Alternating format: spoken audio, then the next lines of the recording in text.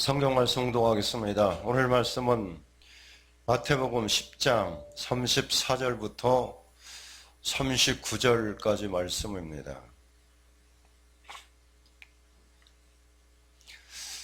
신약성경 마태복음 10장 34절부터 39절까지 말씀을 교동으로 공독하시겠습니다. 내가 세상에 화평을 주러 온 줄로 생각하지 말라. 화평이 아니요 검을 주러 왔노라.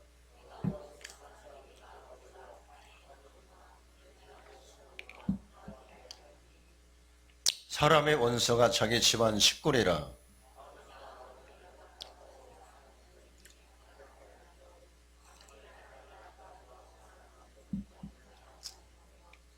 또 자기 십자가를 지고 나를 따르지 않는 자도 내게 합당하지 아니하니라. 자기 목숨을 얻는 자는 잃을 것이요 나를 위하여 자기 목숨을 잃는 자는 얻으리라. 아멘. 오늘 마태복음 10장 34절부터 39절까지 말씀을 통해서 화평이 아니라 검을 주러 오신 예수님이라는 제목으로 말씀을 드리겠습니다. 아멘 하시는 분은 큰 축복을 받으세요라고 하려고 했는데 한 번도 없어가지고 그 말을 못했습니다. 아쉽네요. 복받을 그릇을 준비합시다.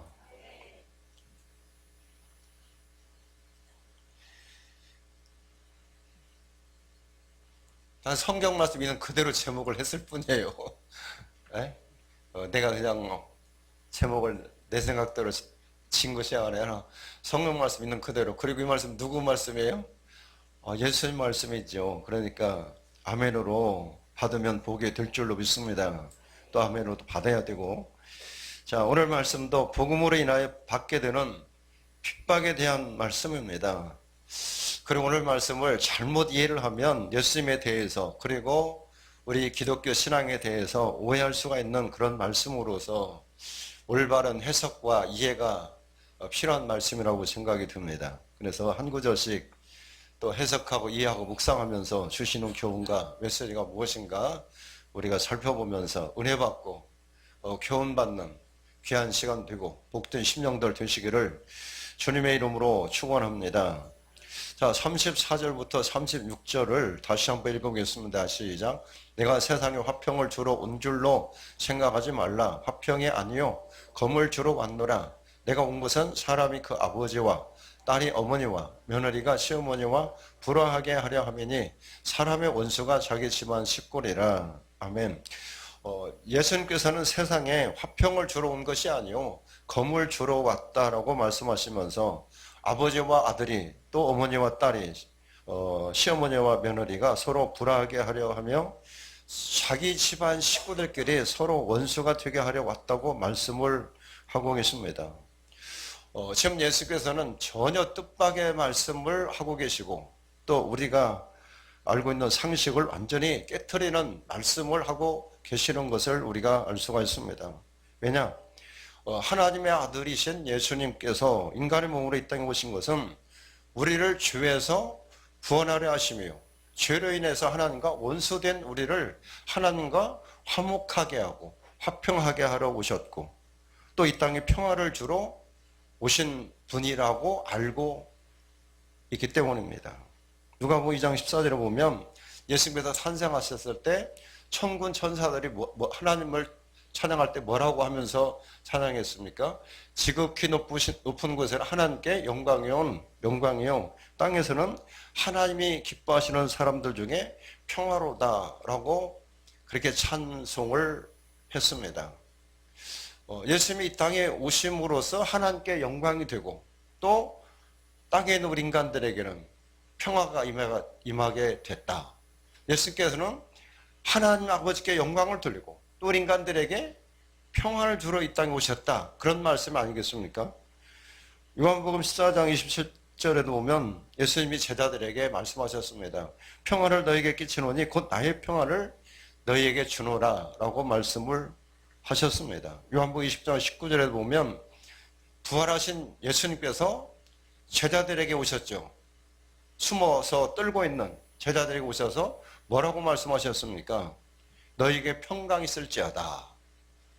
평강을 선포하셨습니다. 그 말씀 모두 다 예수님 우리에게 평강을 주시고 평화를 주시고 화평을 주러 오셨다라고 말씀하고 있습니다. 그런데 본문 말씀에서는 예수님께서 화평을 주러 온 것이 아니라 칼을 주러 왔다, 검을 주러 왔다고 말씀하십니다. 검이 무엇입니까? 칼입니다. 칼은 평화의 도구가 아닙니다. 전쟁의 도구입니다. 싸움을 상징하는 말입니다. 그러므로 예수님은 화평을 주러 온 것이 아니라 갈등과 싸움과 분쟁을 주러 오셨다는 의미로 지금 말씀하고 있는 겁니다. 그리고 좀 더 구체적으로 말씀하시기를 아버지와 아들이 서로 분쟁하고 싸우고, 그 다음에 어머니와 딸이 서로 분쟁하고 싸우고, 시어머니와 며느리가 서로 분쟁하고 싸우며 한 집안 식구들끼리 원수가 되게 하려고 이 땅에 오셨다라고 지금 말씀을 하고 계시는 겁니다. 이 말씀을 문자 그대로 이해하고 받아들이게 되면 예수님은 결코 선한 분이 아니십니다. 서로 싸우게 하는, 싸움을 조장하는 아주 고약한 취미를 갖고 계신 분이고, 또 우리의 가정을 아주 박살내려고 오신 분이며, 예수 믿는 우리 기독교 역시 부모 형제도 몰라보는 비윤리적이요 반인륜적인 그런 종교 집단이라고 오해할 수 있는 그런 말씀입니다. 과연 그렇습니까? 결코 그렇지 않습니다. 예수님은 평강의 왕이십니다. 평화의 주님이십니다. 사랑의 주님이십니다. 그리고 가정을 정말 중요히 여기시고 가정의 화평과 평안을 주기를 원하시고 또 그렇게 되기를 원하시는 평화의 왕이시고 주님이신 줄로 믿습니다. 그러면 이 말씀 우리가 어떻게 이해를 해야 되겠습니까? 이 말씀은 윤리적 또는 가정적인 그런 측면에서 이해할 것이 아니라 복음적인 측면에서 이해를 하고 해석을 해야 됩니다. 이 말씀은 예수께서 제자들에게 항상 우리가 말씀을 이해할 때 전체적인 맥락을 봐야 됩니다. 핵심 주제가 뭔가를 알아야 돼요. 한 구절만 딱 떼어놓고 보면 완전히 엉터리로 해석할 수 있는 거죠. 그게 바로 이단들의 특징이에요. 전체를 봐야 됩니다.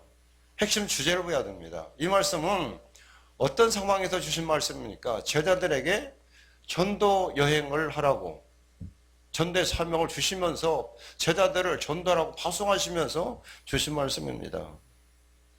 복음을 전할 때 핍박을 받을 수 있으며 또 갈등을 일으킬 수도 있다. 복음을 전하는 사람들과 복음을 거부하는 사람들 사이에 갈등이 일어나서 서로 미워하고 대적할 수 있다. 구체적으로 말하면 복음을 전하는 아들과 또 복음을 듣고도 받아들이지 않고 거부하는 아버지 사이에 갈등이 일어나서 아버지가 아들을 싫어하고 미워하고 핍박하게 되고 또 어머니가 딸을 핍박하게 되고 시어머니가 며느리를 핍박하게 되고 미워하고 원수처럼 여길 수 있다는 의미의 말씀입니다. 그리고 실제로 이런 일들이 많이 일어나고 있지 않습니까? 아버지에게 복음을 전하다가 귓밥 맞고 쫓겨난 아들도 있어요. 그리고 교회 간다고 부모님에게 머리카락 잘린 딸들도 있어요. 그리고 예수 믿으면 호적에서 파버리겠다고 협박을 당하는 아들도 있습니다. 아주 유산을 받지 못하는 아들도 있어요. 다른 아들 다 줬는데 예수 믿는 아들만 안 준 그런 아버지도 실제로 있습니다. 전에 다니던 교회에 그 김상만 장로님 있어요. 진상만이 아니라 김상만 장로님. 예. 그분은 다리가 한쪽이 없는 분이에요. 어릴 때 아주 골수염으로 일어가지고 알아가지고 다리 한쪽을 잘라낸 분입니다. 그런데 예수님을 잘 믿는 분이고 그래도 장로님이십니다. 그 어릴 때부터 이제 제대로 공부도 못한 분이에요. 병 고치고 막 돌아다닌다고 해가지고. 그런데 그 형제들은 다 잘 살아요. 부자예요. 뭐 큰형님은 서울에 뭐 예식장도 있고 빌딩이 몇 채라는 겁니다. 근데 예수 안 믿는 분이에요. 그리고 예수 믿는 동생을 그 장로님을 핍박하는 분이에요. 그러면서 그 부자 형님이 뭐라고 하냐면 예수 믿지 말아라. 예수 안 믿으면 내가 빌딩 하나 주어서 평생 먹고 살게 해주겠다라고 이렇게 유혹도 했다는 겁니다. 어쨌든 그렇게 가족들에게 핍박을 받습니다. 또 예수 믿는 며느리를 원수처럼 여기는 시어머니 됐습니다. 자기는 불교 믿는데 며느리는 예수 믿어요. 그러니까 예수 믿는 걸 어떻게 생각합니까? 서양 귀신을 믿는다고 생각해요. 응? 자기는 동양 귀신 믿는데 이 며느리는 서양 귀신 믿는. 그러면 이제 어떻게 됩니까? 집안 망한다는 얘기예요. 그래서 핍박해요. 아주 집안 망하기로 작정했다고 막 한 다음에 어거지 소리를 하면서 핍박하지 않습니까? 참으로 비극이요 안타까운 일입니다. 왜 이런 비극이 발생했습니까? 이런 일이 없을 수 없겠습니까? 그러나 그것은 당연한 것임을 알아야 됩니다. 왜냐? 빛과 어둠이 함께 할 수가 없고 하나님 나라와 사탄의 나라가 서로 화평하고 하나 될 수가 없기 때문입니다. 고린도후서 6장 14절부터 16절에 보면 한번 찾아보겠습니다. 292쪽 고린도후서 6장 14절부터 16절 신약성경 292쪽입니다.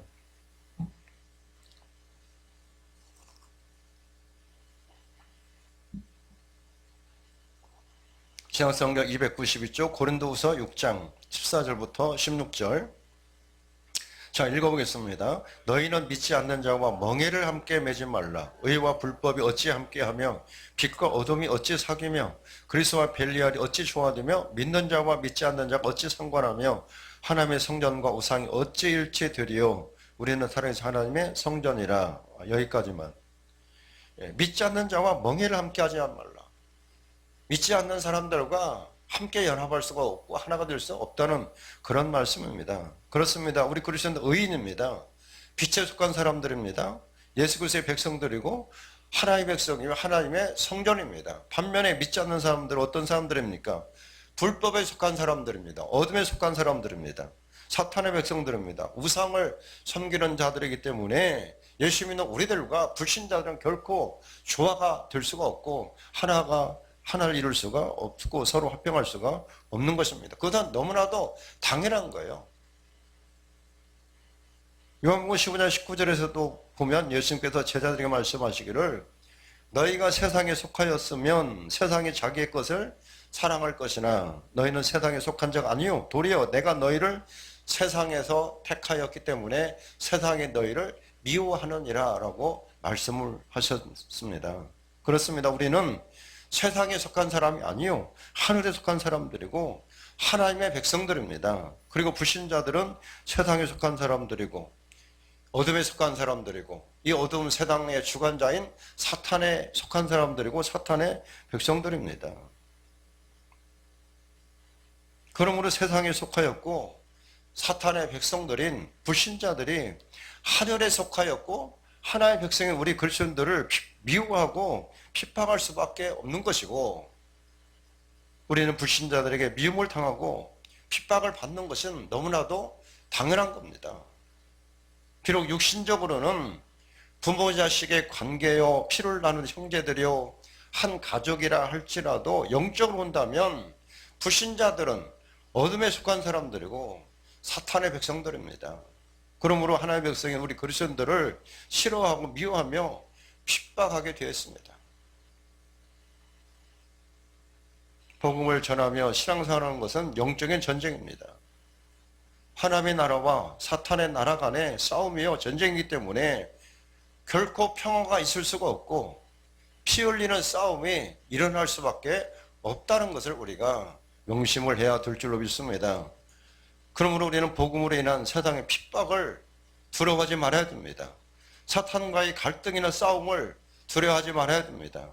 그리고 그런 갈등과 싸움이 있어야만 구원의 역사가 일어날 수 있다는 사실을 알아야 됩니다. 또한 우리가 복음을 전할 때 사탄이 자기 백성들을 빼앗기지 않으려고 결사적으로 저항하고 방해하며 대적한다는 사실을 기억하면서 사탄의 세력과 담대히 싸워서 사탄의 종로로 다니며 살고 비참하게 살고 있는 불신자들을 또 불신자 가족들을 구원하고 살릴 수 있는 용기 있는 복음의 증인들이 되시기를 주님의 이름으로 축원합니다. 37절 말씀입니다. 오늘 본문 마태복음 10장 37절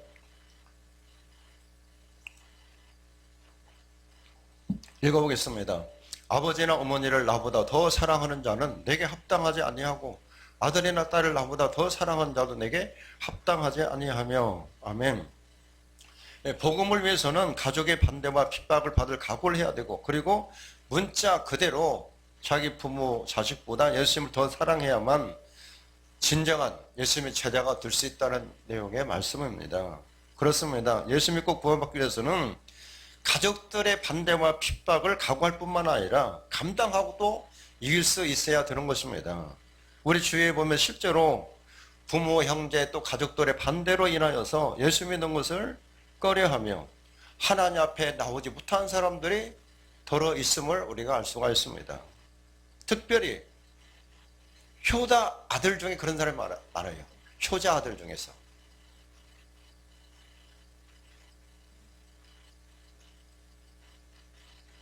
본인은 예수 믿고 싶어 하는데 부모님이 반대하기 때문에 못 믿는 거예요. 그래서 부모님 돌아가신 다음에나 믿겠다라고 생각하는 사람들이 많이 있습니다. 그런 남편의 반대로 인해서 교회에 나오지 못하고 예수 믿지 못하는 사람도 많이 있습니다. 교회 가지 마. 예수 믿어 안 돼. 이혼을 각오해. 이혼 두려워서 예수 믿고 싶어도, 교회 다니고 싶어도 이혼 당할까봐 못 나온 사람도 있다는 겁니다. 참으로 안타까운 일입니다. 그러나 결코 그렇지 않다는 걸 알아야 됩니다. 그리고 그것을 각오해야 됩니다. 감당해야 됩니다. 그래야만 자신도 구원받고, 그리고 부모, 형제, 가족들도 구원시킬 수 있다는 사실을 깨달아야 되는 것입니다. 우리 마가복음 10장 29절과 30절 봅니다. 72페이지. 72페이지 마가복음 10장 29절 30절.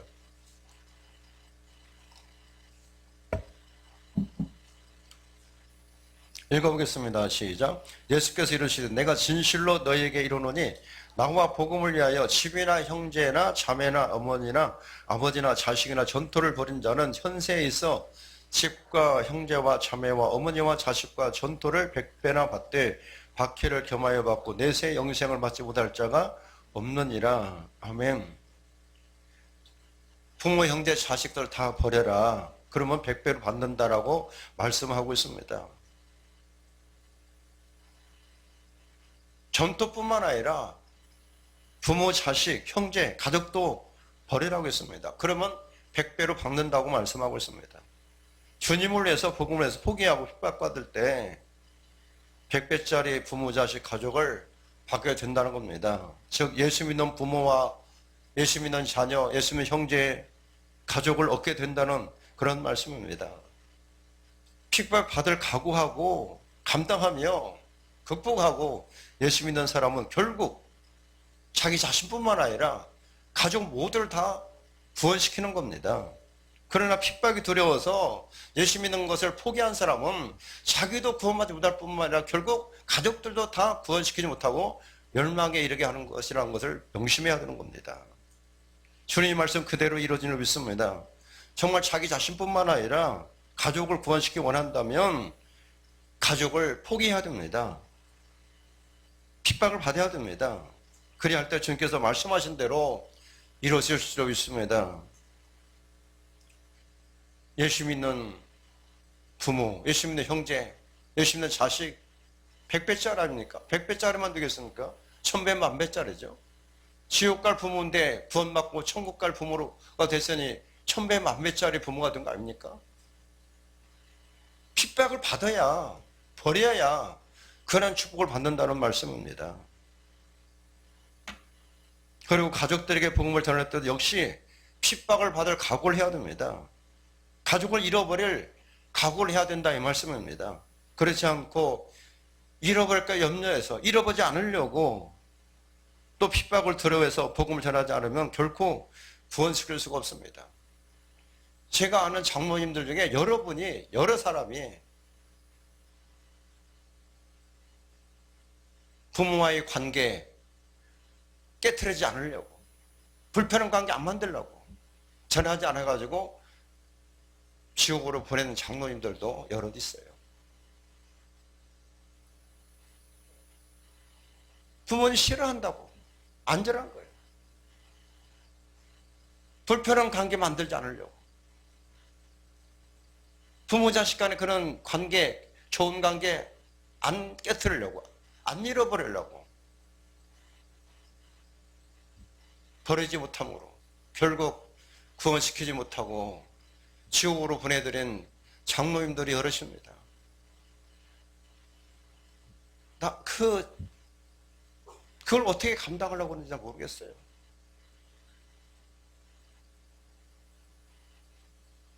저는 제일 가슴 아픈 것이 우리 부모님들이 구원받지 못했다는 거예요.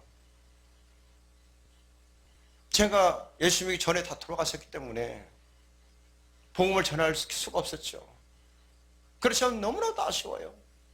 우리 어머니가 10년만 더 사셨더라도, 우리 아버지가 10몇 년만 사셨더라도, 그 쓸 필요 없는 건데도 지금 또 수도 없이 그런 생각을 해요. 우리 어머니가 10년만 더 사셨더라도, 우리 아버지가 10몇 년만 더 사셨더라도.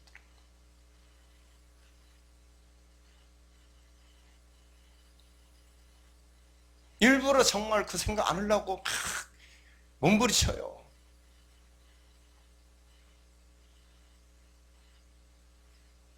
그런데 예수 믿으면서, 장로이면서 자기 부모 구원시키지 못해가지고 지옥 보낸다면 이게 말이 됩니까?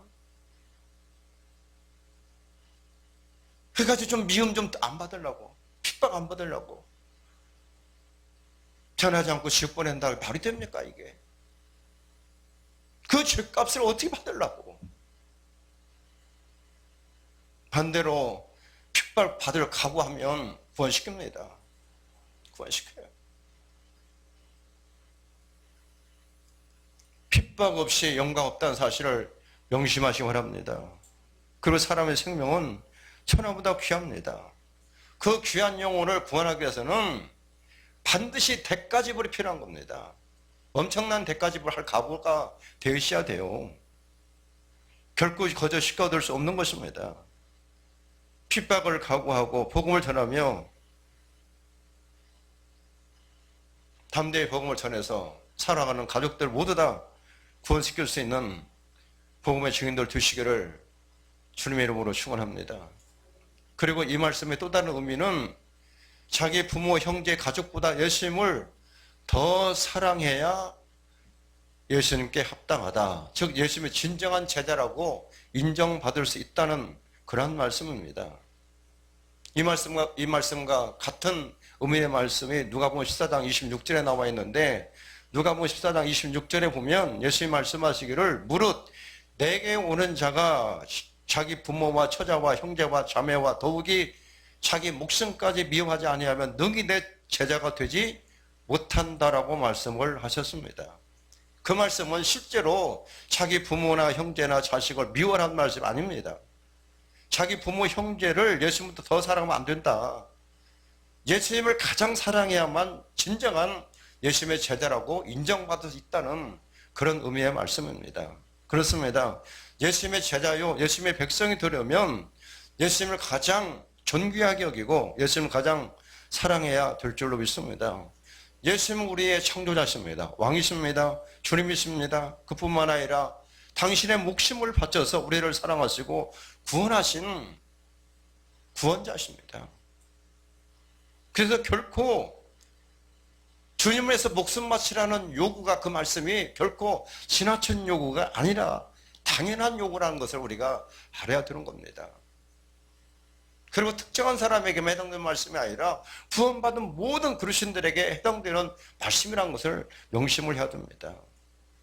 여러분, 옛날 왕정시대, 왕이 다스리던 시대에 어떻게 했습니까? 왕이 최고 아닙니까? 자기 부모나 자식이나 자기 가족들보다 왕을 더 존귀하게 여겼고 왕을 더 사랑했습니다. 그게 마땅한 것이었습니다. 너무나 당연한 것이었습니다. 그런 오늘 말씀드리지만 왕이 백성을 위해서 목숨 바쳤다면 그 백성은 왕을 위해서 목숨 바치는 게 너무나 당연한 거 아니겠습니까? 결코 지나친 요구가 아니란 걸 알아야 돼요.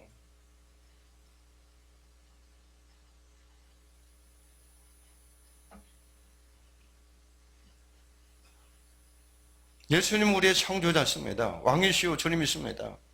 그리고 자기 목숨을 바쳐서 우리를 구원하신 사랑의 주님이시오 구세주가 되심을 기억하고 명심하면서 우리도 목숨 바쳐서 예수님을 사랑하고 그리고 우리의 부모, 형제, 자식 그리고 내 목숨보다 더 예수님을 존귀 여기고 사랑하고 섬길 수 있는 진정한 예수님의 제자요 믿음의 성도들 되시기를 주님의 이름으로 부탁을 드립니다. 38절 말씀입니다.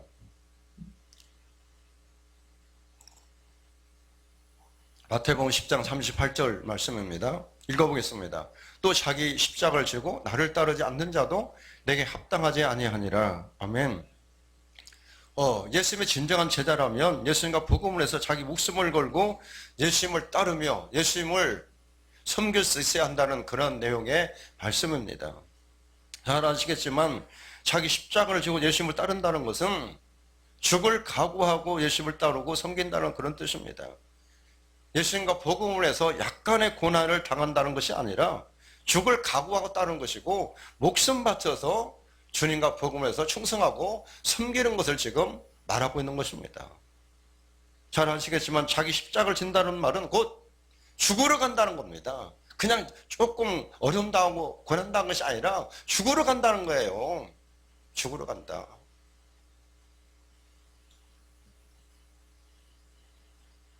예수님 시대에 가장 흉악한 죄인들은 십자가에 매달아 죽였어요. 십자가형이라는 것은 가장 흉악한 죄인들이 당하는 거예요. 예수님 그런 형을 당하셨잖아요. 왜? 예수님 죄가 없는 분이지만 온 세상의 죄인들 이 죄를 다 대신 짊어지기 때문에 예수님이 돌아가실 때는 가장 큰 죄인으로 돌아가신 그래서 예수님이 십자가형을 당하신 겁니다. 그래서 십자가형을 당한 사람은 이제 형을 당할 때 자기가 매달려 죽을 십자가를 자기가 지고 가는 거예요. 사형 장소까지.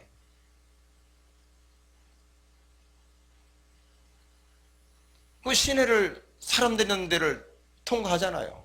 그때 사람들이 침을 뱉고 돌파매라고 흉악한 죄니까 이 죽어 마땅한 놈, 나쁜 놈. 그 모욕을 당하고 십자가를 지면서 사형 장소까지 가는 거예요. 복음서에 나와 있죠. 예수님이 십자가를 지고 골고다에 가실 때 구레네 시몬 예수님이 십자가를 대신했다고 했습니다. 왜 그렇습니까? 예수님이 자기가 달릴 십자가를 지고 가는데 너무나 기진맥진해가지고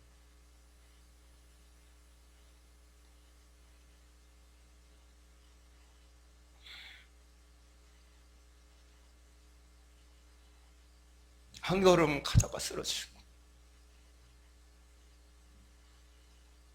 일어나라고 밟고 노마병정을 때리면 이를 악물고 일어나서 하시지만 너무 기진맥진 힘이 없으니까 쓰러지시고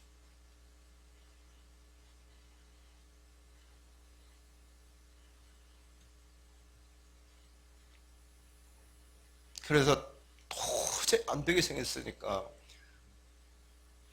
노마 군병이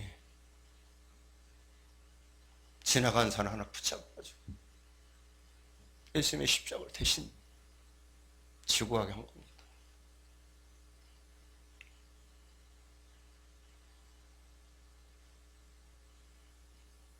그게 십자가를 지고 간다는 말이에요.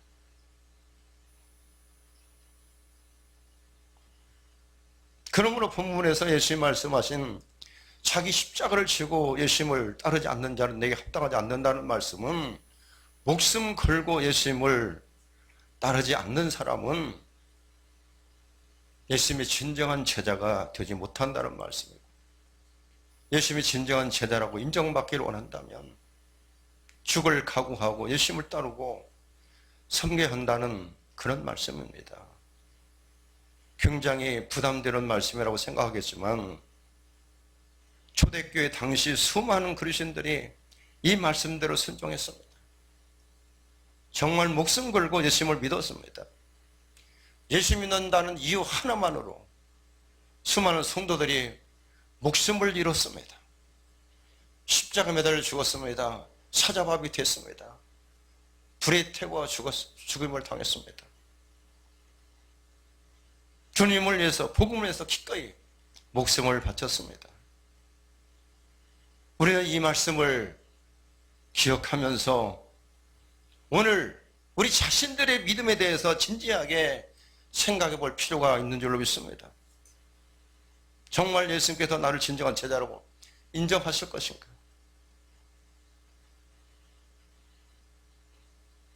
그리고 목숨 바쳐서 예수님을 따르고 섬기지는 못한다 할지라도 내게 있는 재물, 시간, 재능 등을 기꺼이 주님을 위해서 들 수 있어야 하지 않겠습니까?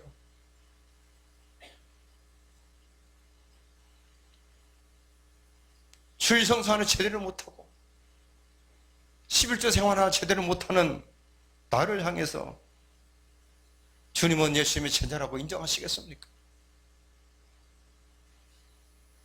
물론 행위로 구원받는 것이 아니라 전적 은혜로 믿음으로 구원받는 것이지만 정말 우리가 진정으로 예수님의 십자가 대속을 통해서 구원받았다면 열매가 있어야 하지 않겠습니까?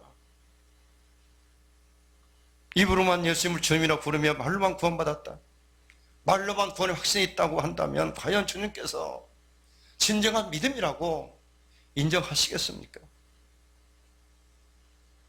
여러분, 진정으로 예수님을 믿고 구원받았다면 정말 구원받은 사람답게 예수님을 가장 존귀히 여기며 사랑하며 우리 모든 걸 다 바쳐서 예수님을 섬길 수 있는 진정한 믿음의 성도들이 되시기를 간곡히 부탁을 드립니다. 간곡히 부탁을 드립니다. 마지막 39절 말씀입니다.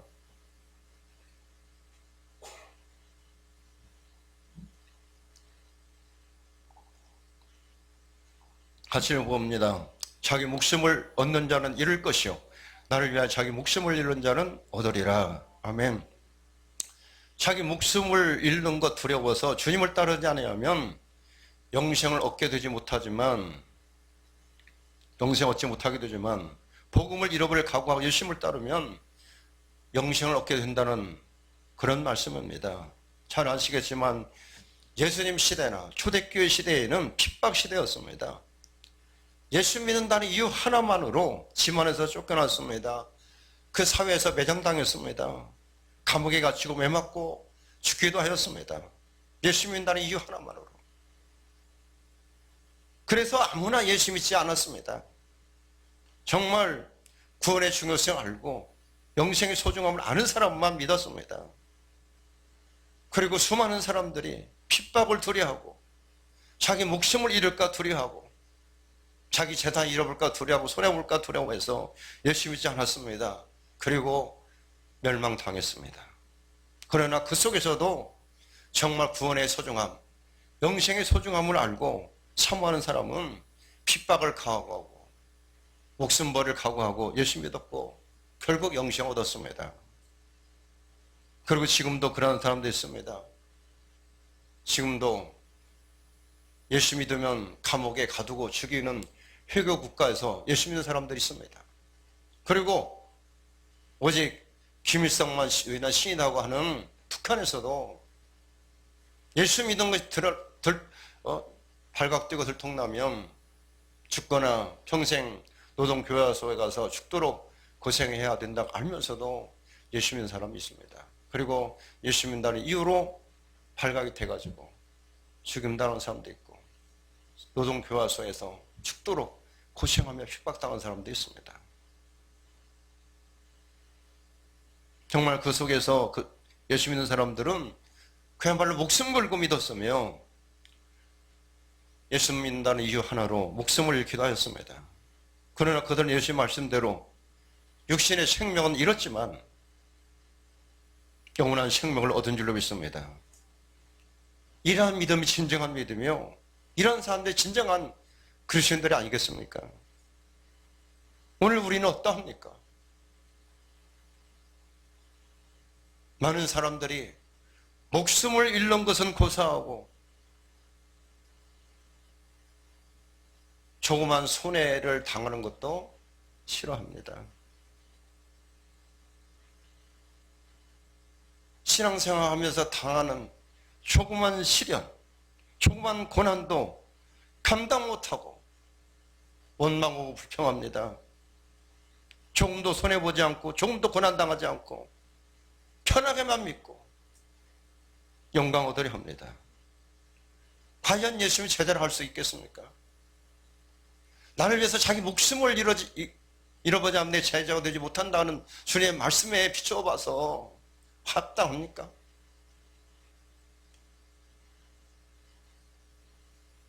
그런 사람 예수님이 제자라고 말할 수 있겠습니까? 주님을 위해서 눈꼽만큼도 손해보지 않는 사람을 예수님이 제자라고 할 수 있겠습니까? 구원받았다 할 수 있겠습니까? 과연 예수님이 너는 구원받았다, 너는 나의 제자다라고 인정하시겠습니까?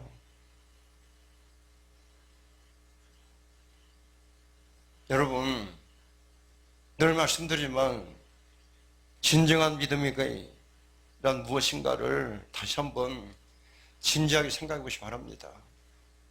그저 교회 나와서 예배 좀 드린다고 그게 예수 믿는 사람이고 그게 믿음 가졌다고 생각한다면 오산이라는 걸 알아야 됩니다. 제가 항상 말씀드렸죠.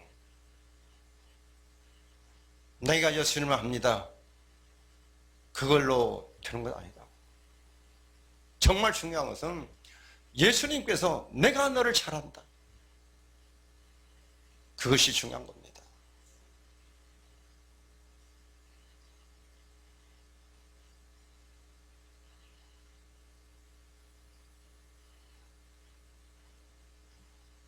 나더러 주여 하는 자마다 다 천국에 들어갈 것이 아니라고 있습니다.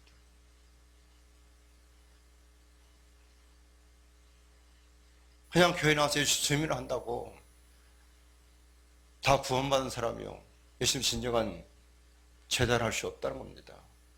중요한 것은 내가 너를 안다, 예수님께로부터 그런 말씀을 드려야 돼. 예수님께 인정받는 사람이 진짜 구원받은 사람이고 진짜 예수 믿는 사람이에요.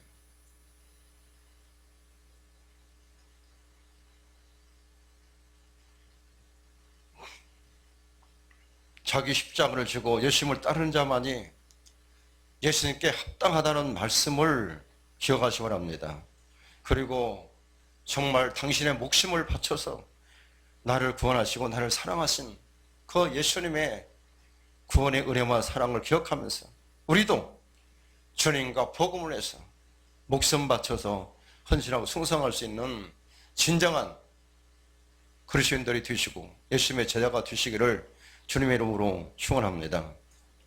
핍박 없이 복음을 전할 수가 없으며 핍박 없이 신앙생활할 수가 없고 핍박받지 않고 예수님의 진정한 제자가 될 수 없다는 사실을 기억하고 명심하면서 핍박을 각오하고 복음을 전하며 주님을 섬기고 믿음의 삶을 살아갈 수 있는 진정한 그리스도인들 되시기를 주님의 이름으로 축원합니다. 기도하겠습니다. 오늘 말씀을 기억하며 기도하겠습니다. 복음을 전하고 신앙생활 제대로 하기 위해서는 기꺼이 핍박받아야 한다고 했습니다. 우리는 편하게 예수 믿지만 지금도 핍박 가운데 예수님을 믿으며 복음을 전하는 수많은 믿음의 사람들이 있습니다. 그들에 비해서 나의 믿음 어떤 믿음인가 다시 한번 돌아보면서 나도 주님을 위해서 복음에서 기꺼이 핍박을 받아야 되겠다. 그리고 나를 구원하시기 위해서 핍박당하시고 고난당하신 주님의 그 구원의 은혜와 사랑을 기억하면서 나의 왕이시여 나의 주님이시여 나의 창조자시고 나의 구원자신 예수님을 위해서 정말 목숨 바쳐서 헌신 숭상하고 전기 막히는 시장 사고를 위해서 기꺼이 고난받으며 핍박받으며 그 사명 감당하기로 결단하는 믿음의 기도 드리겠습니다. 하나님